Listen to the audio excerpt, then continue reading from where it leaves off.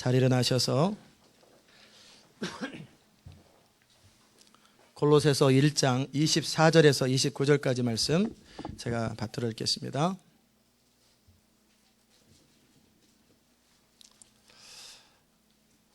내가 이제 너희를 위하여 받는 괴로움을 기뻐하고 그리스도의 남은 고난을 그의 몸된 교회를 위하여 내 육체에 채우노라.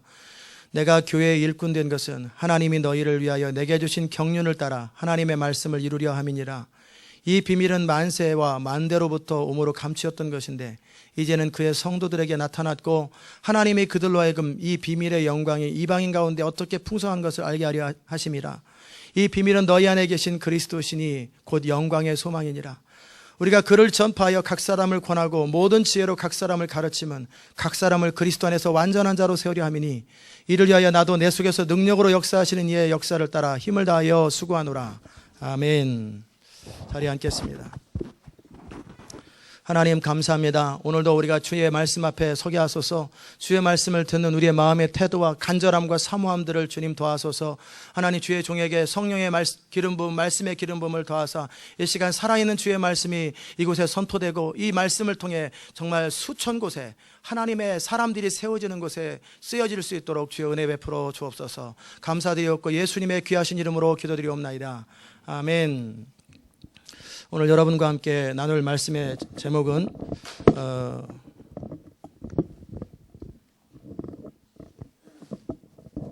영광스러운 부르심이라는 제목입니다. 사람이 행복한 것은 자기가 자기 목숨을 걸어도 아깝지 않은 그런 대상이 있는 거예요. 대부분의 사람들은요, 자기 목숨을 위해서 살아요. 그 근거가 뭐냐면 생존의 얽매입니다. 존 맥스웰이 생존에 얽매이지 말라고, 그의 열매 맺는 지도자, 열매를 맺기 위해서 필요한 것이 이 세상에서도요, 진짜 탁월한 기업을 이루는 사람들은 자기 생명 이윤 같은 거 따지지 않습니다. 진짜 기가 막힌 음식점을 만드는 사람도 그걸 통해 돈 벌려고 생각하면서 기가 막힌 음식점 만드는 사람은 없어요. 진짜 제대로 된 기업을 운영하는 사람들도 생존에 얽매이는 범위 안에서는 위대한 일을 이룰 수가 없어요. 생존을 뛰어넘어서야 돼요. 그렇다면 내가 가치 있게 내 생애를 걸 만한 대상이 있어야 돼요. 내가 정말 나의 삶을 전부 다 송두리째 걸고 그것을 이루지 못할 때는 죽을 만큼, 죽고 싶을 만큼 그것이 인생인 거예요. 아멘. 그게 인생인 거예요. 그런 것을 경험해보지 못한 사람은 아직 인생을 살아본 적도 없는 거예요. 인생이 뭔지도 모르는 거예요. 정말 보배롭고 존귀한 건 나의 생명을 전부 투자해도 아깝지 않는 그것이 뭔가? 그것이 뭔가?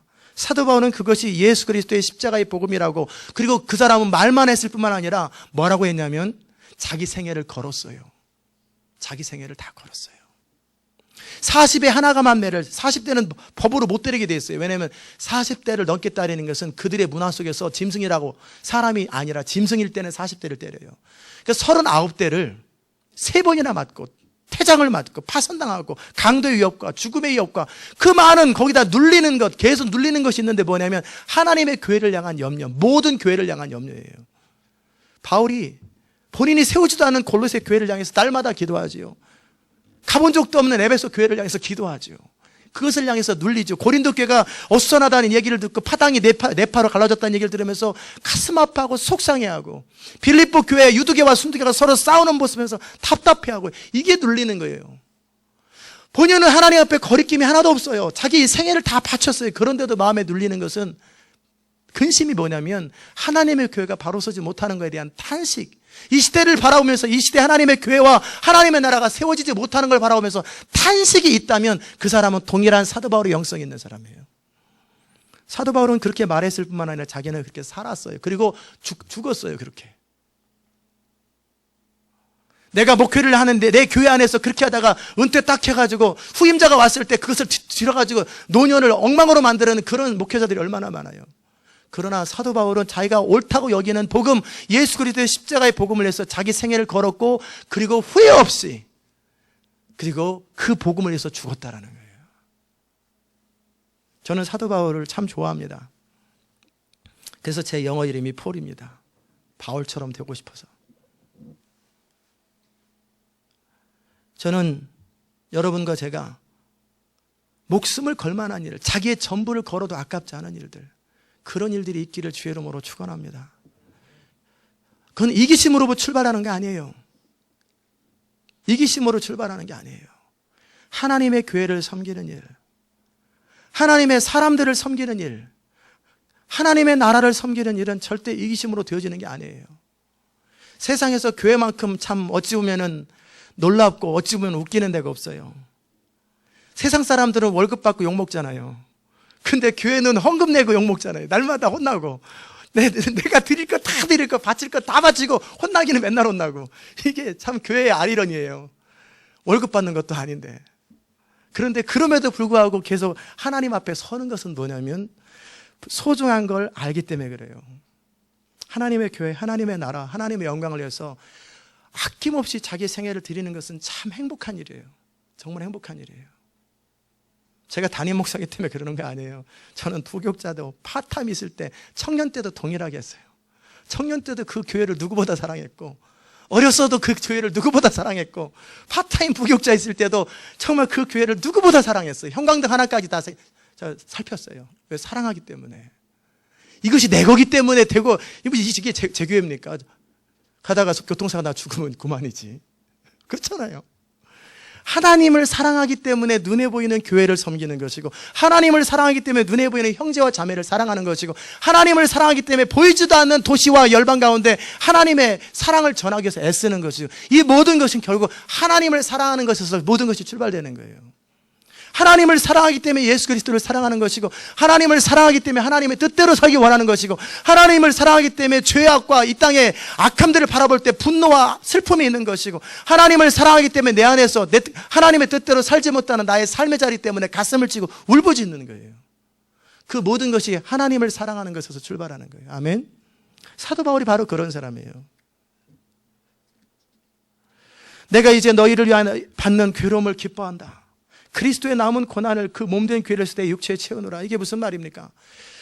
사도 바울이 예수님의 십자가를 대신 지겠다 그 말이 아닙니다. 구레네 시몬도 아니고, 이미 부활하신 예수님을 만난 사람이 십자가를 같이 육체로 같이 지져서 뭐 하겠어요? 그 말이 아니라 예수님께서 이 땅에 오셔서 십자가를 지셨잖아요. 십자가를 지신 목적이 뭡니까? 하나님의 교회를 세우고 이 교회를 통해서 열방을 회복하기 원하시는 것. 이스라엘을, 아브라함의 후손 이스라엘을 택하신 것이, 그것이 구약의 교회였잖아요. 구약의 교회는 이스라엘이에요. 신약의 교회는 이 예수 그리스도를 머리로 하는 그 교회, 성도 공동체예요. 예수님이 바로 그것을 위해서 세우셨고, 예수님은 근본 터를 닦으셨어요. 그리스도께서 마귀의 권세, 아담의 타락 이후로 빼앗겼던 마귀의 권세를 회복시키시고, 그리고 하늘과 땅의 모든 권세를 예수님께서 가지시고, 그 이름을 부르는 자들, 누구든지 주의 이름을 부르는 자들을 주라고 고백하는 그 사람들이 예수 그리스도의 몸된 교회에 소속된 사람들인데, 그들에게 하늘과 땅의 모든 권세를 주시면서 그들을 통해 열방을 회복하기 원하시고, 열방에 있는 수많은 사람들이 다시 다 주님 앞에 돌아와 하나님과 원수됐던 관계를 청산하고 하나님과의 관계를 회복하기 원하는 것이 예수님의 십자가였어요. 그렇기 때문에 사도 바울이 그 그리스도의 남은 고난이라는 말은 뭐냐면, 예수님께서는 기본 터를 딱 이루시고 교회를 세우시고 승천하셨어요. 그리고 성령을 보내셔서 이제 교회 성도들을 통해서, 공동체를 통해 뭐 하냐면 이제 이 하나님의 교회, 하나님의 나라를 완성하는 그런 일이죠. 그렇기 때문에 사도 바울이 그 하나님의 교회를 세우고 하나님 나라를 완성하는 그런 일에 자기가 예수님처럼 같이 헌신하고, 그 예수님의 교회를 위하여 예수님의 남은 고난을, 어찌 보면 우리는 그리스도의 손과 발이 되어서 예수님이 이루셨던 십자가의 사건들을 이제 완성되도록 그렇게 이루는 일이 우리 성도의 특권이고 영광이고 의무인 것을 믿습니다. 에베소서 1장에 보면은 예수님께서 뭐라고 말씀하셨냐면은, 예수님께서 만물이 그 발 아래 복종하게 하시고 그를 만물 위에 교회의 머리를 주셨느니라. 그러면서 중요한 23절에, 1장 23절에 교회는 그의 몸이니 만물 안에서 만물을 충만케 하시는 자의 충만이니라. 이 말이 뭡니까? 교회가 존재하지 않으면 하나님의 충만하심이 이 땅 가운데 임하지 않는다라는 거예요. 이 땅 가운데 하나님의 영광스러움이 임하는 비밀은 뭐냐면, 하나님의 교회가 하나님의 교회다울 때예요. 그러면 교회는 무슨 역할을 하냐면요, 생각해 보세요. 머리만 댕글댕글 굴러다니는 게 사람이 이상 괴물이잖아요. 머리가 제일 중요한 건 맞아요. 머리가 제일 중요한데 머리만 댕글댕글 굴러다녀요. 또 좀 이제 능력 있으면 둥둥 떠다니겠지. 둥둥 떠다니. 이게 괴물이잖아요. 그렇기 때문에 우리 주님은 이 교회, 여러분과 저를 교회 공동체의 지체로 삼으셔서 우리가 온전해질 때 하나님의 온전하심이 임하는 거예요. 하나님은 하늘에서는 완전하세요. 그러나 이 땅에서 그분의 충만함이, 그리고 하나님이 의도하셨던 예수님의 십자가를 통해 의도했던 것은 하나님의 충만함이에요. 충만함인데 그 충만함이 제한되더라는 거예요. 이걸 좀 더 개인적으로 표현하면 우리 삶 가운데 하나님의 능력과 하나님의 풍성함에 제한되는 것이 바로 우리 자신 때문에 그래요. 우리 자신이 그분의 충만함을 담을 수만 있으면 우리는 하나님의 모든 충만함을 다 담을 수 있습니다.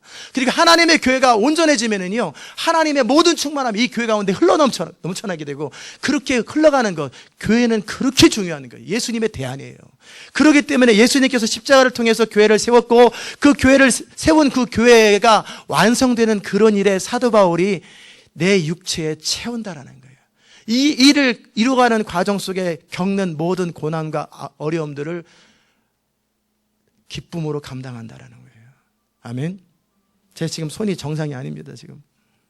그래서 제가 마이크를 들지도 못하고 어저께 그 체인소 그거 가지고 이렇게 들고 있다가 지금 뭐 그냥 중풍 환자처럼 계속 떨려요. 그러니까 이게 주머니에 넣자니 그렇고 지금 왼속 전이 들고 있어가지고 그것 조금 일했다고 4시간 일했다고 몇 시간 일했다고 이렇게 지금까지 회복이 안 되는 거예요. 빨리빨리 한 이틀 지나야 회복이 돼요. 어제 우리 성도들이 교회를 단장하고 꾸미고 하는 일에 비 맞으며가면서 그 일하잖아요. 다 이것은 작은 희생이죠. 또 예수 그리스도의 복음을 전하다 뺨을 맞고 침뱉음을 당하고 이런 소리 듣고 저런 소리 듣고 나중에는 태장에 맞고, 그 모든 일들이 결국 하나님의 뜻을 이루기 위한 바울의 헌신이고 성도의 헌신입니다. 바로 그 말입니다. 내가 교회의 일꾼 된 것은, 저는 여러분이 교회의 일꾼 되기를 주의 이름으로 축원합니다. 일꾼이 뭡니까? 여러분 종 한번 해봤습니까? 우리 아버지는 그거 하셨어요. 그 종은 아닌데 그 집에 가가지고 머슴처럼 1년간 해보셨어요. 돈은 없는데 어느 부잣집에 가서 농사 지면서 1년간 머슴해서 뭐 쌀을 10마를 가져온다든지 10가마를 그거 했어요. 그럼 저 어떻게 되겠어요? 종의 자식이 되는 거죠. 우리 아버지가 종이었으니까. 그리고 1년 뒤에는 남의 또 농사 땅을 빌려가지고 그분한테 뭐 30%인가 50% 주고 우리가 또 농사도 한번 1년 동안 지어보고. 그럴 때 제가 그 주인 앞에 종, 이것은 한 걸음 더 나가서 여러분이 몸된 교회의 일꾼이 되어야 돼요. 일꾼. 하나님의 교회가 세워지고 하나님의 나라가 세워지는 그런 일을 위해서 가장 충성스러운 일꾼이 되시기를 정말 주의 이름으로 축원합니다. 그게 너무너무 존귀한 일이에요. 모세를 바라보면서 내 온 집에 사환이라고 그랬어요. 사환이 뭡니까? 심부름꾼이잖아요. 내가 내 뜻을 이루어가는 일에, 내 백성들을 향한 나의 뜻, 내 나라를 향한 나의 뜻을 이루는 일에 모세는 충성스러운 내 집의 사환이다. 그 말이 한문이니까 사환이지 한국말로 하면 일꾼이라는 거예요. 모세는 내 집의 일꾼이다. 충성스러운 일꾼이라는 거예요. 무슨 일을 하든지 어디서 무슨 일을 하든지 항상 모세가 있고, 그리고 항상 어떤 일이든지 아무것도 안 아끼는 거예요. 아멘. 형광등을 가는 일이든 설교를 하는 일이든 드럼을 치는 일이든 키보드를 치는 일이든 화장실을 청소하는 일이든 다 똑같은 거예요. 여러분 가운데 나는 좀 더 품위 있는 일을 하기 때문에 그 아래 것들이 하는 거, 그러면은 예수님께서 되게 그럴 거예요. 그거 아니에요. 하나님의 교회를 세워가는 일에 기꺼이 자처해서 일꾼이 되십시오. 어쩔 수 없는 환경 속에 끌려가지고 돈 때문에 일꾼이 되고 팔려가지고 노예가 되는 건 비참한 일이지만, 사도 바울이 스스로 내가 그리스도의 예수의 종이 되었다고, 나는 예수 그리스도의 종이 되었다고 스스로 자기를 복음에 묶어가지고 사슬에 매인 것처럼 기꺼이 복음을 위해서 자기 자신의 모든 걸 희생하는 그 사도 바울의 생애는 참 존귀한 생애예요. 너무너무 보배로운 생애예요. 하나님이 너희를 위하여 내게 주신 경륜을 따라 하나님의 말씀을 이루려 합니다. 사도 바울이 교회의 일꾼 된 것은 이방인의 사도로서, 즉 에베소도 이방인이고 골로새도 이방인이고 여기 미국도 이방인, 다 이방인들이잖아요. 이방인의 사도로 사도 바울을 통해 이방인에게 복음이 퍼져가잖아요. 이 일들을 위해서, 너희를 위한 하나님의 경륜을 이루기 위해서 내가 교회의 일꾼이 되는 것이다.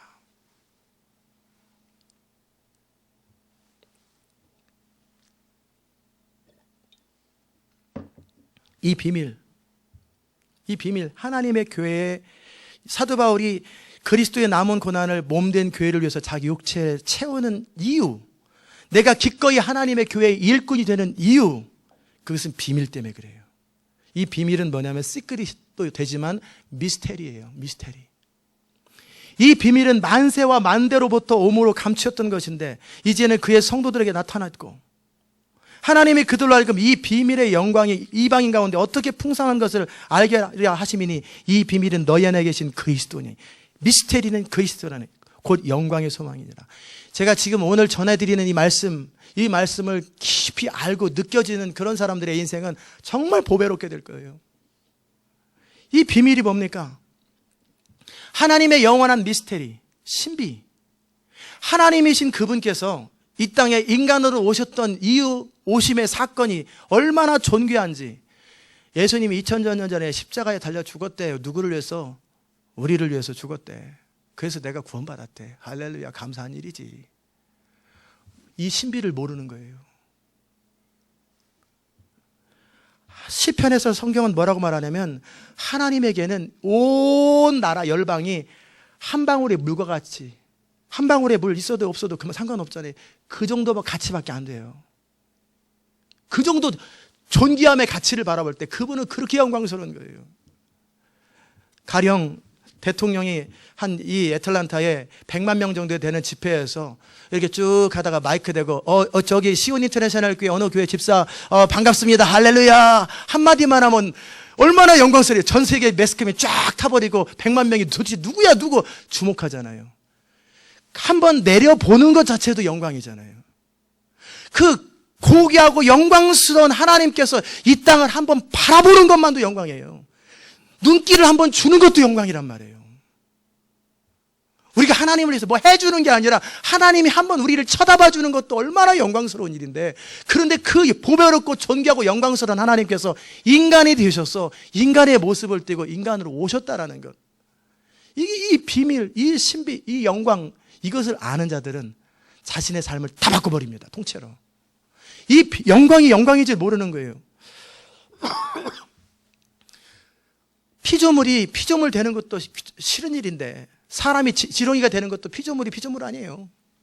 그런데 영원한 창조주, 무한하시고 완전하시고 거룩하신 분이 감히 천사들조차도, 하늘에 있는 자들조차도 함부로 바라보지 못하는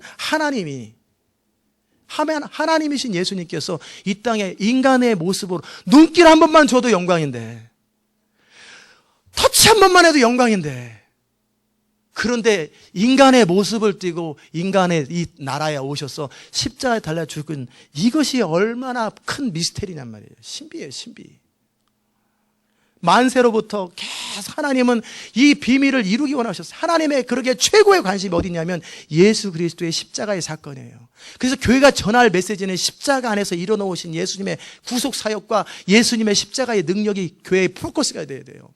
저는 20년 전에 10년 전에 모든 설교와 모든 그 강의와 모든 교회는 십자가가 중심이 된다는 말에서 참 무슨 말인지 충분히 이해를 못했어요. 그러나 지금은 알아요. 왜냐하면 그만큼 예수 그리스도의 십자가는 영광스럽다라는 거예요. 아멘. 충분히 안다고 해도 괜찮아요. 내가 십자가 안에서 하나님 허락하신 예수 그리스도 그 영광을 알기 원한다고 계속 기도하십시오. 아브라함도 결국 무엇 때문에 존재합니까? 모세도 무엇 때문에 존재합니까? 다윗도 무엇 때문에 존재합니까? 성경의 모든 역사가 무엇 때문에 존재합니까? 결국은 십자가 때문에 존재하는 거예요. 근데 십자가 이후에 교회는 무엇 때문에 존재합니까? 십자가 안에서 예수님께서 이뤄놓으신 그 사건들을 완성하고 마무리 짓고 선포하는 그것 때문에 교회가 존재하는 거예요.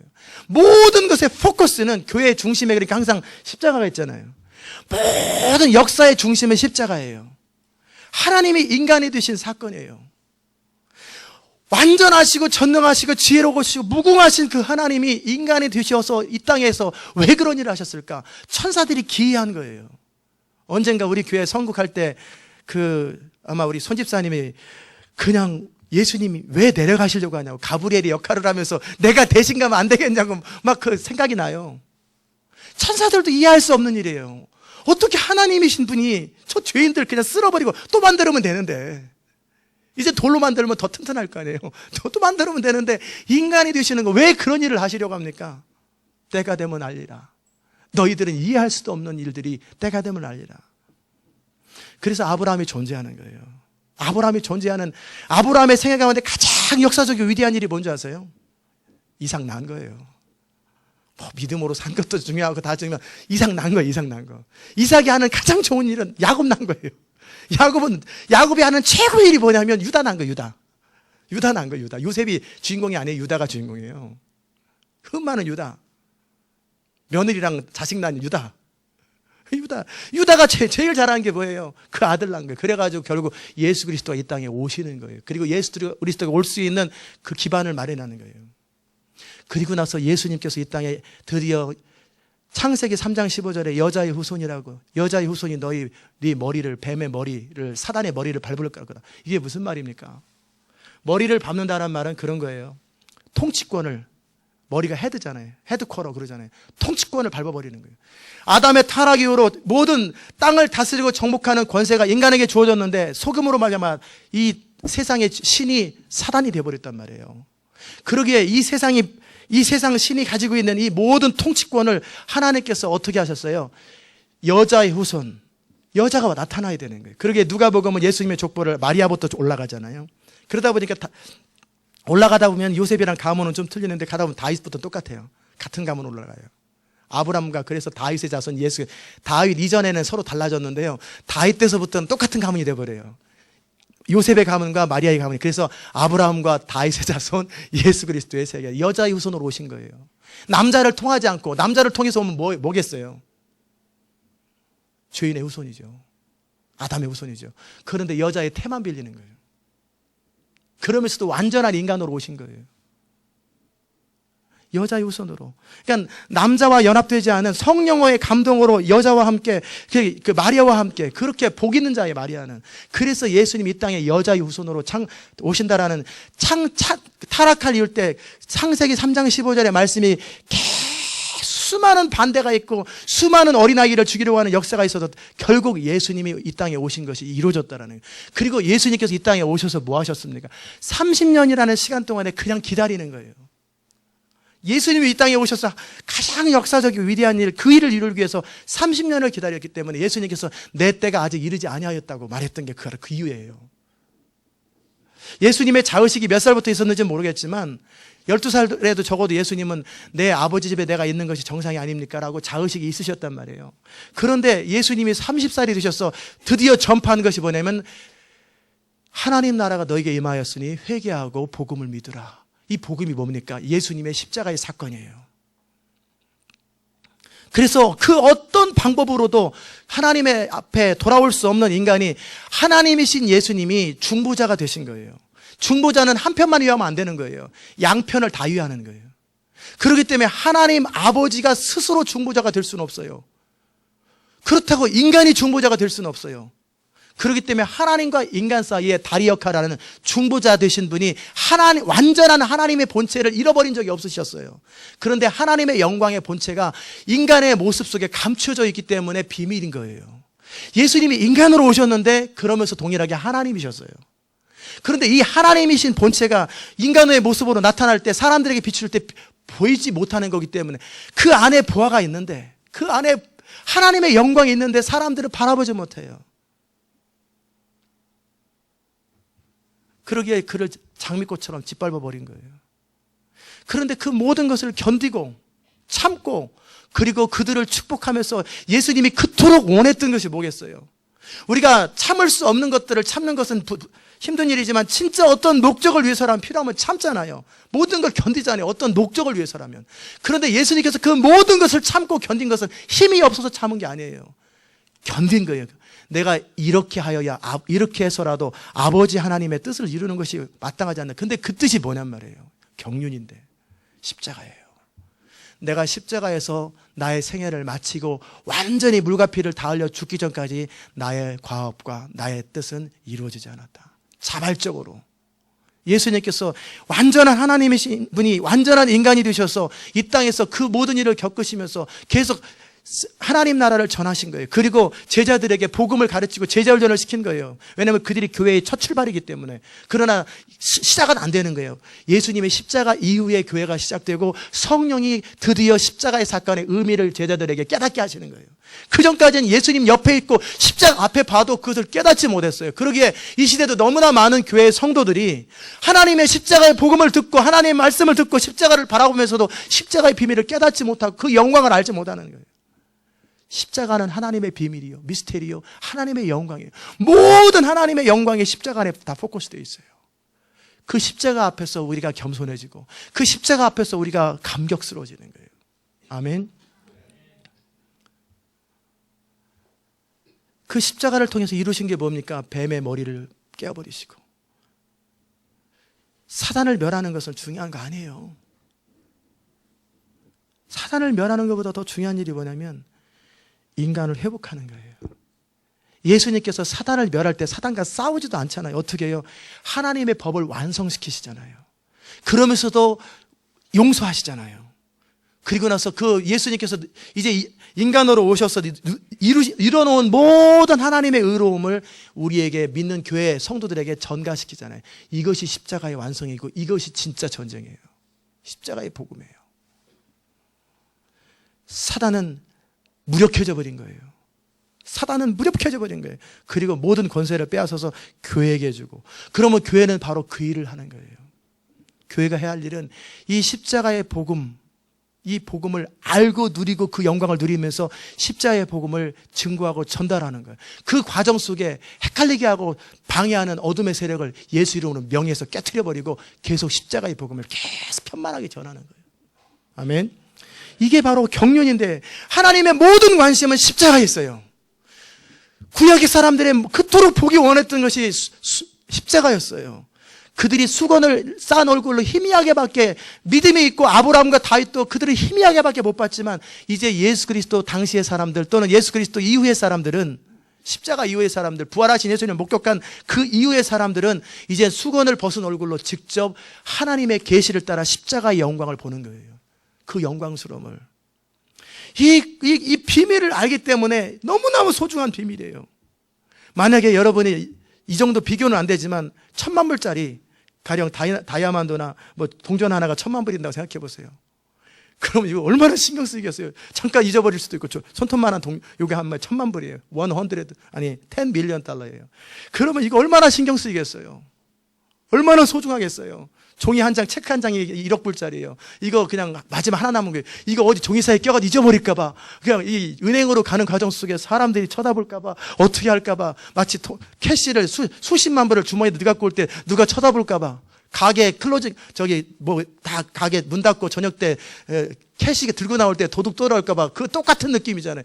그보다 더 소중하신 예수 그리스도의 십자가의 복음을 내가 붙들고 이 보배를 내 질그릇에 담아가지고 이 보배를 마음껏 전해야 되는데 나의 생각이 문제로구나.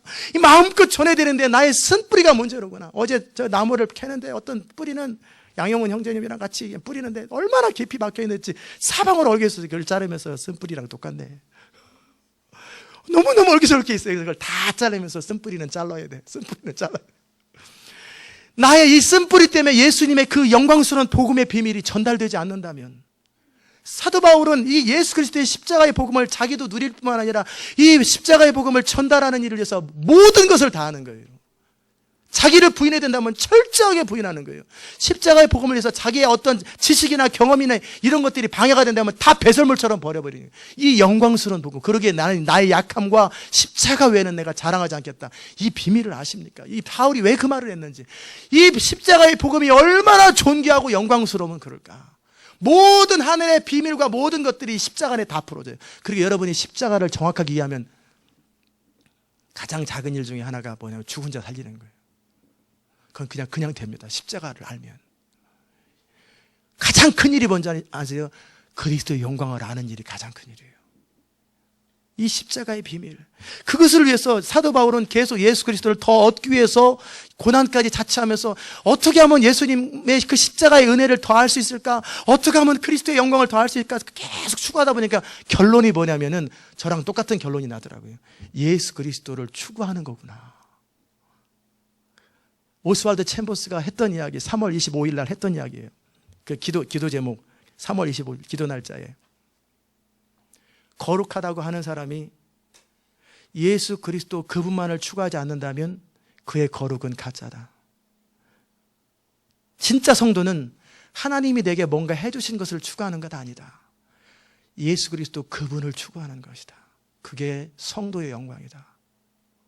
주님이 내게 뭐 베풀어 준 거 이거 추구하는 사람들은 잔치에서 콩고물 추구하고 떡 하나 먹고 이거 좀 삼겹살 하나 더 먹는 거예요.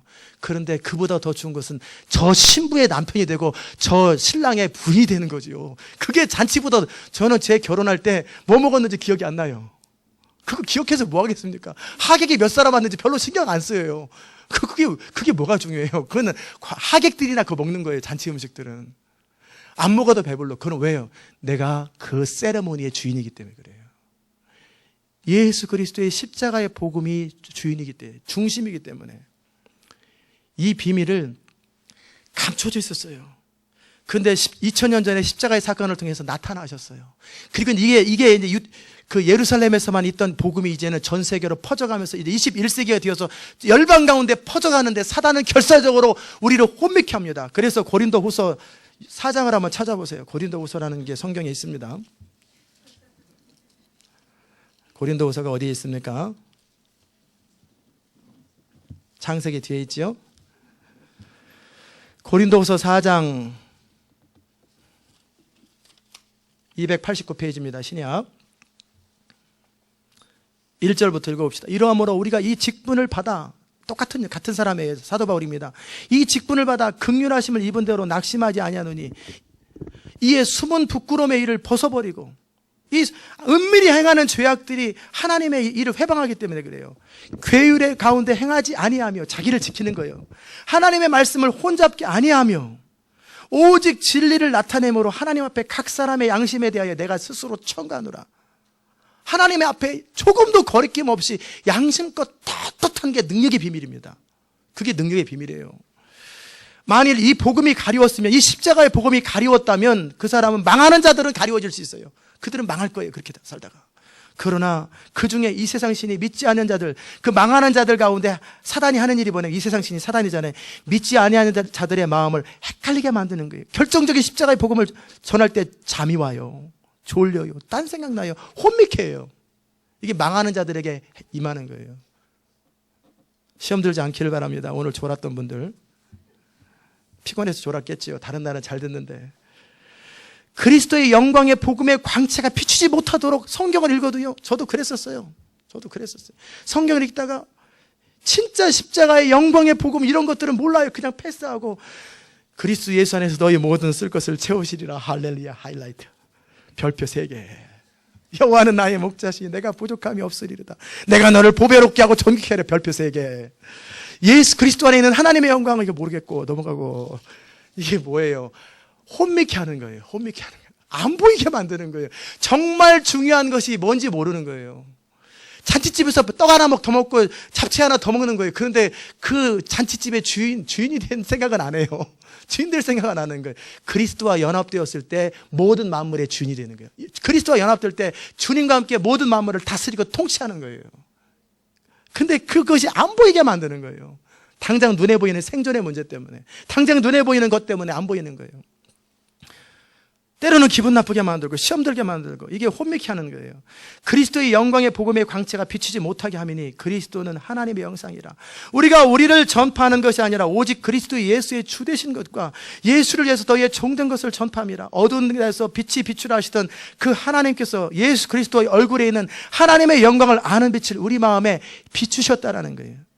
하나님께서 빛이 있으라 그럴 때 어떻게 합니까? 빛이 쫙 임하면서 흑암 가운데 빛이 임해버리는 것처럼, 하나님께서 그리스도 예수 얼굴에 있는 하나님의 영광이 있는데, 그것을 알 수 있는 조명, 인라이트먼트, 조명을 성도들에게 딱 허락하시면, 성령이 계시하시고 성령이 조명하시면 드디어 그리스도의 영광을 볼 수 있는 눈이 생기는 거예요.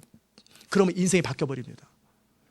모든 게 달라져 버리는 거예요. 그동안 내가 추구하고 살아왔던 모든 것들이 아무것도 아닌 걸 알게 돼요. 아무것도 아니, 있어도 그만 없어도 그만. 주 예수보다 귀한 것이 없어져 버리는 거예요. 이것이 어떻게 생기냐면 하나님의 영광을 아는 빛, 예수 그리스도 얼굴 안에 있는 하나님의 영광을 아는 빛을 비추면은 드디어 그리스도의 영광을 보게 되면 제자들이, 바리새인들은 예수님을 무시하잖아요. 세상 백성들은 기적만 봐보고 떡만 보다가 떡만 먹고 배부른 것 같다 떠나버리잖아요. 너희도 다 가려느냐 그럴 때 예수님의 12제자가 떠나지 않잖아요. 물론 여자들도 포함됩니다. 여자들은 개수 안 했지만 아마 30-40명 넘을 거예요. 여자분들은 항상 퍼센테이지가 3배가 많습니다. 교회 역사는 항상 거기에. 그럴 때 너희도 가려느냐 그럴 때 베드로가 뭐라고 그래? 영생이 여기에 있음에 우리가 어디로 가래? 이 말을 어떻게 할 수 있겠어요? 하나님의 성령께서 베드로의 눈에, 제자들의 눈에 볼 것을 보는 눈이 부어졌기 때문에 그러는 거예요. 아멘. 여기 없으면 교회 없는 줄 아니냐? 볼 것을 보지 못하는 거예요.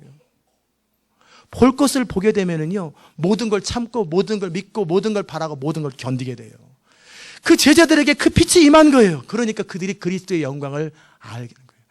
부활하기 전까지는 그걸 충분히 못 느꼈어요. 그러나 뭔가 저분에게 뭔가 있다. 저분은 내 생명을 걸 만한 가치가 있고, 우리가 아마 오랫동안 기다렸던 뭔지도 모르는 메시아, 어떻게 할지도 모르는, 어떤 식으로 그 하나님의 구속 역사를 이루는지도 모르고 메시아를 기다렸던 거예요. 메시아가 오면. 그러니까 그들은 그들 나름대로 정치적 메시아를 기다렸던 거예요.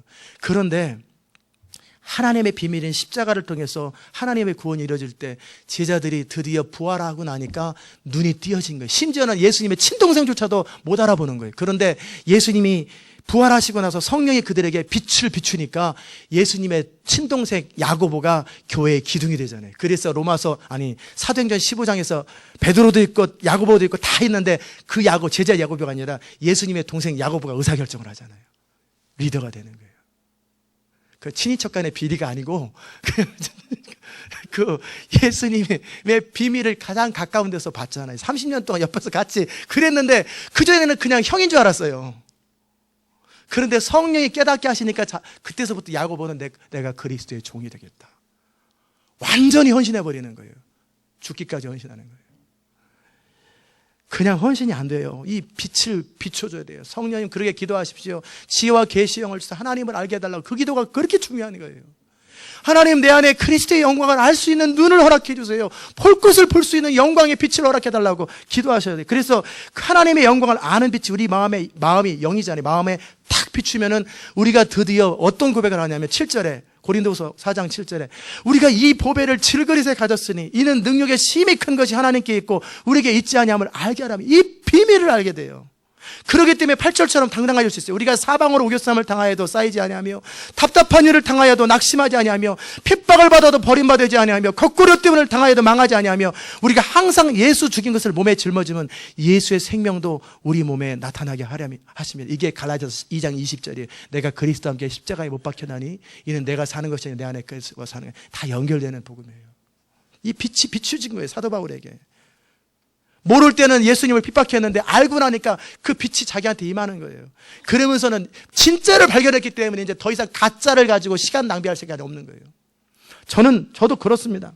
진짜를 발견하면은요, 저는 더 이상 가짜를 가지고 인생 낭비하고 싶은 생각이 없어요. 진짜를 발견하면. 모를 때는 모르는 대로 사는 거지. 어떻게 하겠어요? 그러나 내가 발견한다면 저는 그 진짜를 위해서 내 생애를 거는 거예요. 아멘. 여러분도 그래야 되는 거예요. 모를 때는 이런 것도 살고 그냥 좋은 차 가지고 살고 그냥 짱짱거리고 살고 누리고 살고 대통령으로 살고 이게 진짜인 줄 알았으면 그대로 사는 건데 그게 가짜라는 사실을, 그게 진짜 영광이 아니라는 사실을 알고 이 세상 명예와 이 모든 것들이 그냥 필요에 따라 존재하는 것이지 의미 없어지고 예수 그리스도 안에 있는 하나님의 영광을 보면 이게 진짜라는 걸 아는 거예요. 그럼 나머지 것들을 포기할 줄 아는 거예요. 이게 지혜예요. 이게 능력인 거예요. 아멘. 골로새서로 넘어갑시다. 그래서 사도 바울이 스스로 내가 교회의 일꾼 되는, 그러니까 이 하나님의 영광스러운 십자가의 복음을 전하는 통로가 교회인데 우리 교회뿐만 아니라 모든 교회를 다 포함하는 이 교회의 일꾼이 된다는 것은 얼마나 존귀한 일이에요. 그러기에 다윗은 이 영광의 비밀을 알았기 때문에 내가 하나님의 전에, 그 당시 때 교회는 뭐예요? 성전이었거든요. 성전 개념이에요. 공간 개념이에요. 그러니까 이 영광을 알게, 하나님의 영광이 거하시는 곳이 지성소인데 지성소 제일 바깥에 동문 문도 사실은 없어요. 그냥 문이 그냥 있고요. 바깥에 이렇게 있어요. 그게 이제 이 문이죠. 근데 그냥 누구나 들어갈 수 있도록 시건장치에 열쇠가 없어요. 그냥 쑥 들어가는 거예요. 근데 겉으로 볼 땐 문이죠. 거기에서 문지기가 되어 드리는 것도 나는 궁궐에서 1000년 동안 있는 것보다 하나님의 전에 문지기로 있는 것이 더 행복하다. 이 다윗이 하나님의 영광을 아는 사람이에요. 그러기에 내가 주의 영광에 거하는 곳을 사랑하오니, 주의 영광이 있는 것을 사랑하오니. 저는 여러분과 제가 그 영광을 알 수 있기를 주의 이름으로 축원합니다.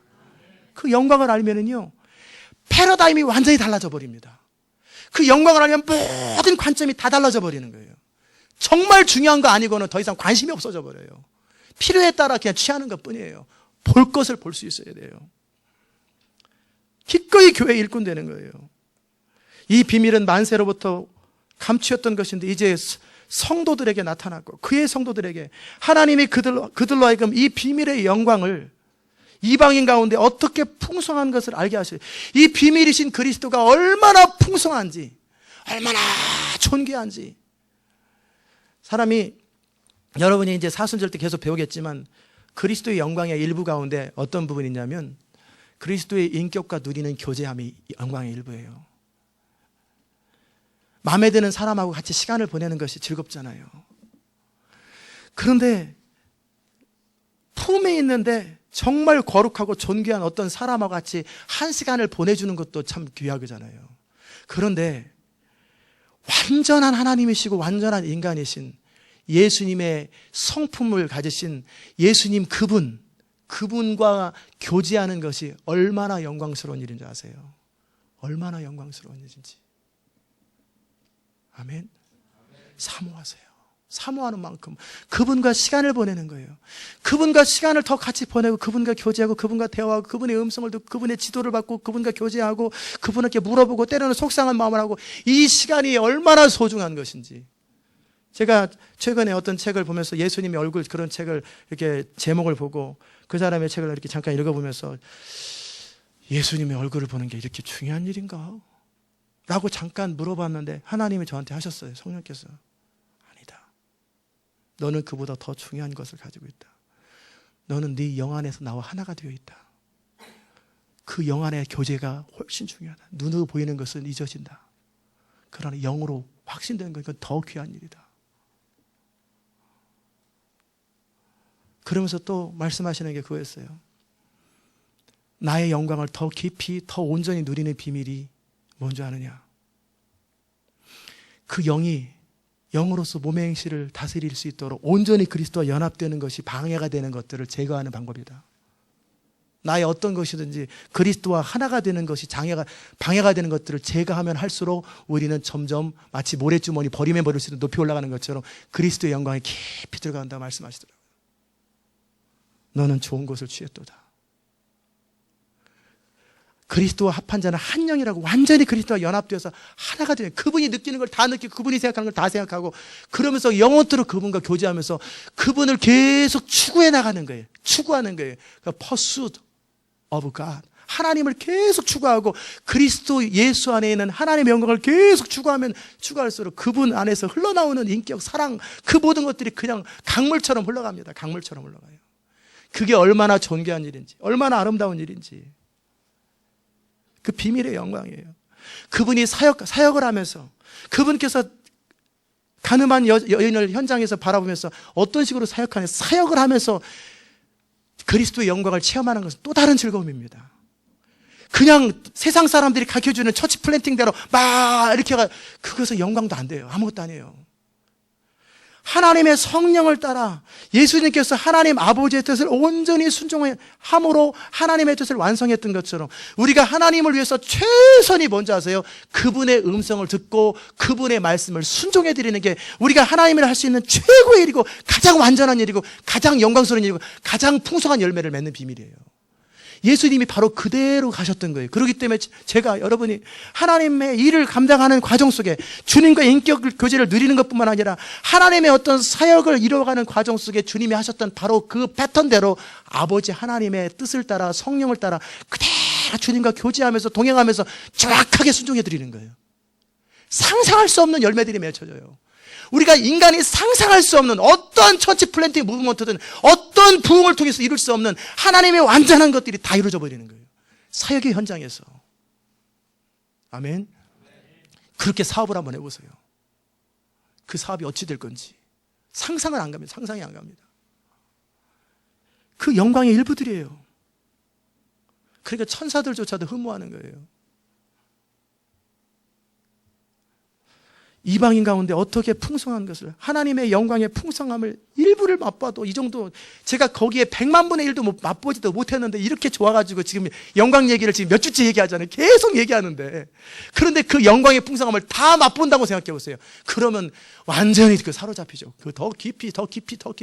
그러다 보면, 이 몸이 문제로구나. 이 몸을 빨리 벗어나야지. 빨리 주님 앞에 가지. 그래야 더 가까이 영원한 몸을 가지. 빨리 일이 되지 않겠어요? 너무나 바울이 그래서 고백하는 거예요. 그 영광을 알기 때문에. 이 비밀은 그리스도니.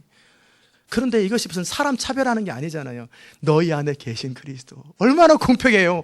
제 안에 계신 그리스도하고 여러분의 안에 계신 그리스도하고 레벨이 다르면 문제가 있지요. 그러나 여러분 안에 계신 그리스도나 제 안에 계신 그리스도나 똑같은 그리스도예요. 똑같은 예수님이에요. 그런데 그분과 교제함과 그분을 사랑하고 그분을 추구하고 그분을 순종하고 그분을 온전히 신뢰하고 그분을 따르는 그 정도만의 차이가 있는 거죠. 같은 예수님을 섬기는데 그 예수님을 향한 목마름, 갈급함, 사모함의 차이는 있을지 몰라도 우리 안에 계신 그리스도는 동일한 거예요. 아멘. 그분을 추구하는 거예요. 그러면은요, 이건 샘플처럼 말씀드리는 건데, 여러분의 인생은 너무너무 정교해집니다. 너무너무 거룩해집니다. 너무너무 풍성해집니다. 생각만 해도 다 이루어집니다. 생각만 해도 여러분의 인생 진짜 그 누구도 살아본 적이 없는 그런 인생을 살게 돼요. 그 영광을 알게 되면. 그런데 이런 그 영광이 있는데 삼겹살 하나 더 덜 먹었다고, 삼겹살 하나 더 먹어야 돼. 잡채 하나 덜 먹었다고 잔치집에서, 이거 너무나 웃기잖아요. 저 같으면 다 가지라 그러겠어요. 다 가져라. 나는 잔치의 주인이 되리라. 파티의 주인이 되리라. 주님과 연합되어서 그분과 함께 영원히 주님과 함께 왕노릇하며 교제하는 거예요. 이 비밀이에요. 이 비밀은, 미스테리는 너희 안에 계신 그리스도의 영광의 소망이니라. 이 말이 뭐냐면 그리스도가 영광스러운 우리의 소망이라는 뜻이고, 또 다르면 그리스도 그분이 영원한 영광이라는 것, 이것이 너희의 소망이라는 거예요. 두 가지 의미가 다 있습니다. 못 알아들으셨을 거예요. 다시, 그리스도의 영광스러움이 너희의 소망이라는 뜻이에요. 소망에 대해서 말하기도 하고, 동시에 너희의 진정한 소망이 무엇인지 아느냐? 그리스도의 영광스러움이 그것이 소망이다, 그러는 거예요. 그렇기 때문에 사도 바울이 뭐합니까? 28절에 이걸 다 알았잖아요, 사도 바울이. 우리가 그를 전파하는 거예요. 그러기에 다른 이름을 전하지 않아요. 예수 그리스도. 그러기에 갈라디아서서 이분이 굉장히 과격하게 말씀하잖아요. 내가 전한 복음 외에 다른 것을 전하는 자들은 천사랄지라도 저주를 받을지어다. 세 번이나 그러잖아요. 왜? 이 십자가의 비밀을 바울이 알기 때문에 다른 어떤 것과 섞고 싶지 않은 거예요. 다른 어떤 것과 대치하는 것 자체가 싫은 거예요. 그렇기 때문에 그 예수 그리스도를 전파하여 각 사람을 권하는 거예요. 이 영광스러운 사도 바울의 이 마음을 가지고 권하는 거예요. 어린아이에게는 어린아이처럼, 어른에게는 어른아이처럼, 야만인에게는 야만인처럼 권면하고 때로는 명령하는 거예요. 이 사람이 헌신되면 헌신될수록 사도 바울은 그 다음부터는 명령합니다. 어린아이일 때는 그냥 부탁합니다. 권하는 거예요. 그리고 모든 지혜로, 하나님의 지혜까지 힘입어서 모든 지혜로 각 사람을 가르치는 거예요. 그래서 각 사람을 어떻게 하려고요? 그리스도 안에서 완전한 자로 세우게 하렵니다. 그리스도 안에서 완전한 자가, 제가 오늘 쭉 메시지 드렸던 그 부분이 완전함으로 가는 길입니다. 프랑스어 페날롱이 말했던 그리스도의 완전이라는 책도 똑같아요. 잔느교이 말하는 것도 지금 전하는 메시지가 똑같아요. 같은 방향으로 가는 거예요. 그리스도와 온전한 연합 안에서 누려지는 것, 그것이 자기 부인의 길이고 십자가를 지는 길, 그것은 자유로움의 길이고 행복의 길이고 축복의 길이고 풍성함의 길이에요. 완전하게 여러분을 세우기 위해서 때로는 달래고, 때로는 윽박지르고, 때로는 모든 걸 다 하잖아요, 사도 바울이. 때로는 베드로가 엉뚱한 짓을 하면은 공개적으로 베드로를 향해서 막 소리 지르고, 그래가지고 사도가 돼가지고 어떻게 그런 식으로 할 거냐고, 왜 사람들 앞에 외식하냐고 막 공개적으로 비난하고, 때로는 바울과 바나바와 막 싸우고, 막 별걸 다 해서라도 성격도 나타나지만, 사도 바울이 그토록 소중했던 것은 영광스러운 복음이에요. 이 복음을 타협하고, 십자가의 비밀이신 그리스도, 이 그리스도의 영광의 복음을 타협하고 싶지 않은 거예요. 그러더니 그의 인생의 마지막 말로는 어떻게 했어요? 그리스도를 더 얻게 하기 위해서 사람들이 예언을 했어요. 예루살렘으로 가면 잡힌다. 안다. 나도 안다. 내 아들아, 내도 안다. 그런 것처럼 똑같아요. 그러면서 점점 어디로 갑니까? 그리스도께서 가셨던 그 길을 그대로 걸어가고 영원한 영광 가운데 바울은 거하잖아요. 그게 영광을 아는 사람들이에요. 아멘. 이를 위해서 나도 내 속에서 능력으로 역사하시는 이 역사를 따라 힘을 다하여 수고하는 거예요.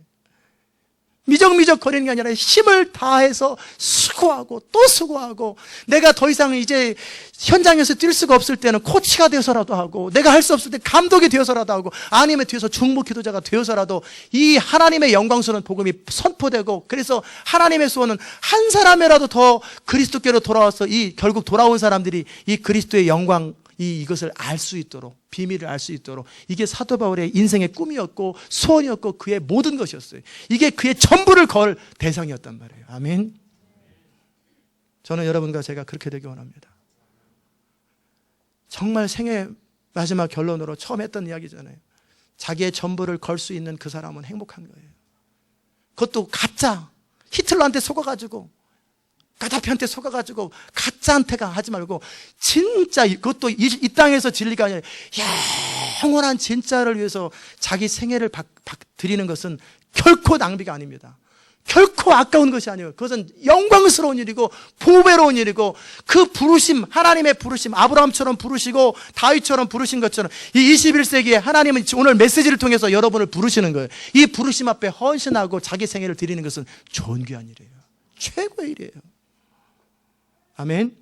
그러기에 세상 사람 날 부러워 아니어도 나도 역시 세상 사람 부럽지 않는 거예요. 아무도 부럽지 않는 거예요. 그 어떤 것도 내 안에 계신 이 보배 되신 그리스도를 놓칠 수가 없는 거예요. 이 영광스러운 부르심 앞에 여러분과 제가 힘을 다해서 수고하실 수 있기를 주의 이름으로 축원합니다. 기도하십시다. 하나님 아버지 감사합니다. 오늘도 이 십자가의 복음의 비밀들을 저희로 알려주시니 감사합니다. 영원토록 완전하신 주님, 우리 사랑하는 백성들에게 그리스도 예수 얼굴 안에 있는 하나님의 영광을 아는 빛을 허락하소서. 아무도 스스로 노력해서 영광을 얻을 수도 없고, 아무도 그 영광을 볼 수도 없고, 뭔 말인지 참 중요한 말을 한 것 같은데 뭔 말인지 모르겠다. 이것이 인간의 현실인데, 오직 하나님의 성령만이 우리의 눈을 열게 하실 수 있고, 우리 마음 가운데 그리스도 예수 안에 있는 하나님의 영광을 아는 빛을 비춰줄 수 있는데, 그런 모든 것이 달라져 버리는데, 완전히 패러다임이 달라져 버리는데, 그 영광의 빛을 허락하여 주시옵소서. 예수 그리스도의 귀하신 이름으로 기도드리옵나이다. 아멘.